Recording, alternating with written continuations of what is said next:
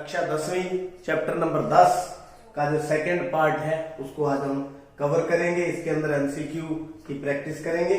Question number 15, एक बिंदु Q से एक वृत्त पर स्पर्श रेखा की लंबाई 24 सेंटीमीटर है।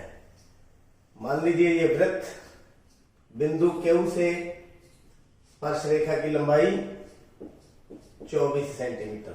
Q की केंद्र से दूरी, ये मान लीजिए केंद्र, वो मान लेते हैं केंद्र से दूरी 25 सेंटीमीटर। तो वृत्त की त्रिज्या, तो ये वृत्त की त्रिज्या हमें निकालनी है। वृत्त की त्रिज्या कैसे निकालेंगे? ये जो कोण होता है ये 90 होता है। यह डाल दूं OP, लंब किसके ऊपर? PQ के ऊपर। क्यों? क्योंकि त्रिज्या और जो स्पर्श रेखा है उसके बीच में कोण कितना होता है? 90 डिग्री का लंब होता है। तो ये पाइथागोरस यहां पर हम लगा देंगे। तो ये 90 है, तो इसमें कौन सा? ये कर्ण, इसको आधार ले लो, ये लंब, आधार लंब कर्ण पाइथागोरस लगाइए और त्रिज्या को निकाल लें। कर्ण का वर्ग बराबर आधार का वर्ग जमा में लंब का वर्ग। तो कर्ण यहां पर 25 है, 25 का वर्ग, आधार 24 का वर्ग, लंब हमें निकालना है।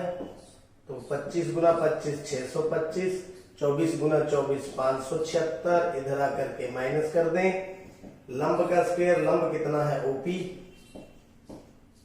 15 में से 6 गए 9, 11 में से 7 गए 4, बराबर OP का स्क्वायर। तो OP बराबर 49 का अंडर रूट, बराबर कितना आ गया? 7। यानी ये जो त्रिज्या है ये कितनी आ गई? 7। आप यहां पर ढूंढ सकते हैं। ए ऑप्शन बिल्कुल सही है। अगला क्वेश्चन नंबर जो है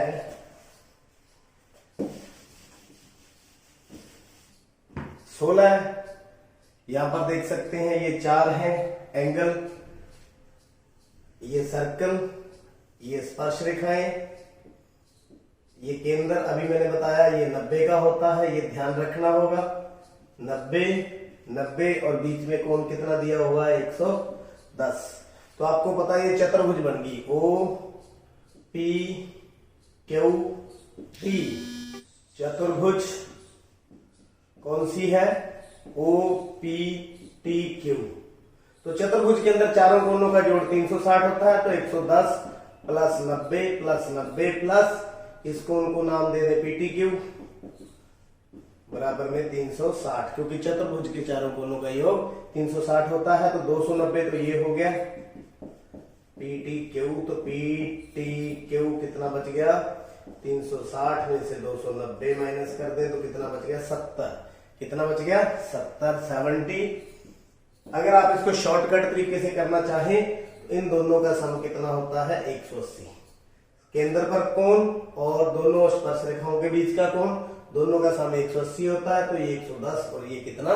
70। तो इस प्रकार से भी आप कर सकते हैं। आगे क्वेश्चन नंबर जो है 17, ये भी ऐसा ही है। किसी बिंदु P से, ये बाहर कोई बिंदु P है, केंद्र O से PA और PB दो स्पर्श रेखाएं 80 डिग्री के कोण पर झुकी हैं। ये 80 तो झुकी हो तो POA निकालना है। POA, ये एक, ये B, यानी ये कोण निकालना है अपने को। ये तो देखिए ये 80 है, तो ये कितना हो गया? अभी अभी हमने किया था, दोनों का जोड़ कितना होता है? 180। तो ये हो गया 100 हो गया। तो ये दोनों त्रिभुजें सर्वांगसम है, दोनों त्रिभुजें सर्वांगसम है। ये 90, ये 90, ये कॉमन, और ये त्रिज्याएं RHS नियम के द्वारा ये दोनों सर्वांगसम है। तो ये फिर कितना कितना हो जाएगा? 50-50। दोनों कोण कितने कितने होंगे? 50-50 के। तो ये POA आंसर कितना? 50। आगे क्वेश्चन नंबर 18 है। वृत्त के किसी व्यास के सिरों पर खींची गई स्पर्श रेखाएं, ये लीजिए व्यास के सिरों पर, ये व्यास, इसके सिरों पर खींची गई स्पर्श रेखाएं क्या होती हैं? समांतर, बराबर, समांतर तथा बराबर, इनमें से कोई नहीं। तो ये बराबर नहीं होती, ये समानांतर होती है। क्या होती है? समानांतर। ये देख सकते हैं, ये भी 90 है, ये भी 90 है, ये एकांतर कोण हो गया। तो एकांतर कोण बराबर है तो ये लिखाए समानांतर, क्योंकि ये भी 90, ये भी 90, तो हम क्या बोल सकते हैं, समांतर। Answer is a. आगे क्वेश्चन नंबर 19। 19 क्वेश्चन नंबर में आकृति हमारे पास ये रही,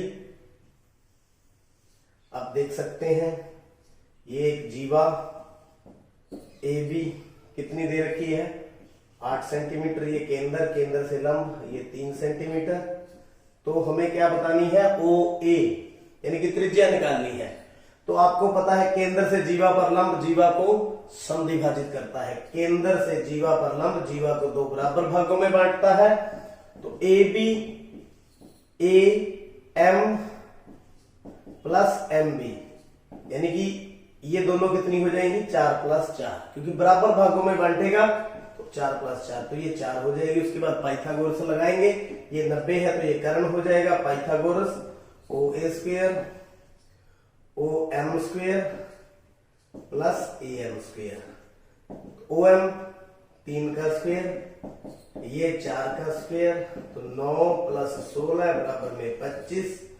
तो ओ ए कितना आ गया, 25 का वर्गमूल कितना आ गया, 5 सेंटीमीटर, कितना आ गया, 5 सेंटीमीटर। तो त्रिज्या कितनी होगी, ओ ए का मान 5 सेंटीमीटर। नेक्स्ट, बाह्य बिंदु से वृत्त पर खींची गई स्पर्श रेखाओं की लंबाइयां होती है समानांतर, बराबर, समानांतर तथा बराबर, कोई नहीं।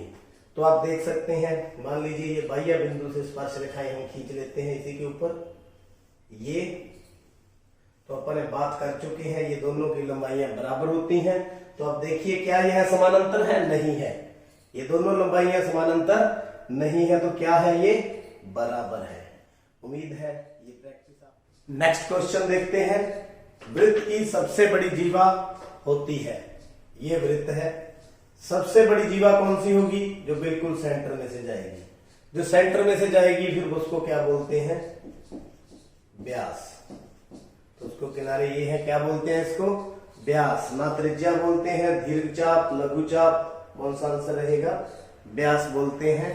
क्वेश्चन नंबर 22, चाप डैश होता है जिसके सिरे एक व्यास के सिरे हो, ये व्यास के सिरे हैं और ये चाप है, आपको दिखाई दे रहा होगा ये क्या बन गया, ये व्यास, व्यास के सिरे एक चाप के रूप में है, तो इसको क्या बोलेंगे, अर्धवृत्त, क्या बोलेंगे, आधा वृत्त, अर्धवृत्त। तो आंसर कौन सा है, अर्धवृत्त।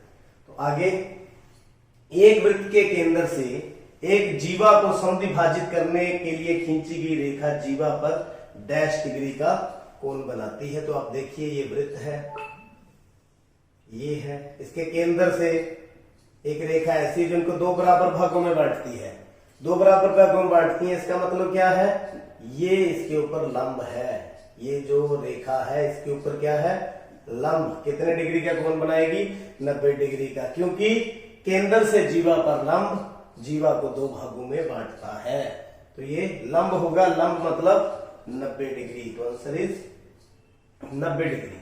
अर्धवृत्त में बना कोण डैश होता है, तो ये अर्धवृत्त है, इसके अंदर आप कोई कोण बनाएंगे तो कितना बनेगा, 90 डिग्री। ये आप ध्यान कर लें, कितना, 90 डिग्री, क्योंकि अगर आप 9वीं कक्षा में पढ़ चुके हैं, जो सेंटर पर कोण दुगना होता है, तो यहाँ 180 है, तो यहाँ कितना होगा, 90 डिग्री। तो समकोण कौन सा होगा, समकोण बनेगा।